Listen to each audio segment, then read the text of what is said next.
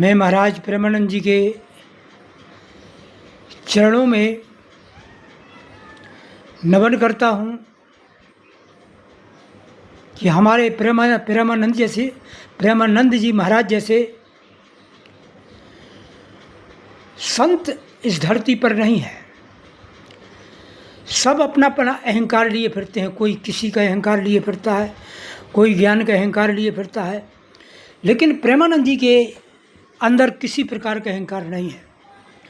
उनके अंदर एक समानता है, उनके अंदर एक मानवता है, उनके अंदर एक प्रेम है।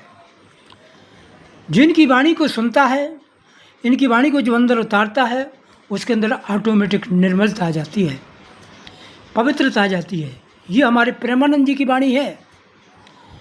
जिनके लिए टिप्पणी की जाती है,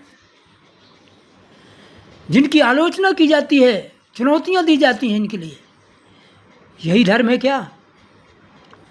एक संत का तिरस्कार करना, अहंकार के वशीभूत आकर के संत को गिराना, ऐसा कभी नहीं हो सकता।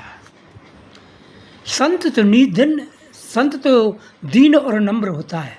संत को गिराने की किसी में क्षमता नहीं होती। जो प्रेमानंद जी अपनी वाणी से अहंकार देते हैं, चुनौती देते हैं, अहंकार करके चुनौती देते हैं प्रेमानंद जी को। मैं रामभद्राचार्य जी से पूछना चाहता हूँ कि तुम्हारे पास क्या ज्ञान है ना? वेद पुराण सब जितने भी हैं, सब में संस्कृत का वर्णन है, वो सब संस्कृत लिखी हुई है सब में। और हमारे संत महान पुरुषों ने कहा है कि वेद किते भुआ ना पहुँचे, ना साखी ना वाणी, न वहाँ वेद पहुँचता ना वहाँ किताब पहुँचती है। अरे ज्ञान तो एक लक्ष्य थोड़ी है, ज्ञान तो एक मार्ग है। लक्ष्य तो गुरुओं से मिलता है। जिसने गुरुओं के सामने अपने को समर्पित कर दिया, अपने को मिटा दिया, तो गुरुओं की कृपा से वो चीज़ हासिल होती। जैसे प्रेमानंद जी प्रवचन करते हैं और कई अनुयायियों ने प्रेमानंद जी के प्रति अपने को समर्पित कर दिया। ये सच्चा ज्ञान है। और रामभद्राचार्य जी क्या है? अज्ञान है, ज्ञान नहीं। इनके पास कोई ज्ञान नहीं है। ज्ञान भले ही तुमने 10 ग्रंथों की रचना की हो, 14 ग्रंथों की रचना की हो, लेकिन ग्रंथ तुम्हारे सब फेंके हैं। जब तक तुम मन और अहंकार में जी रहे हो, तब तक तुम्हारे अंदर कोई ज्ञान नहीं है।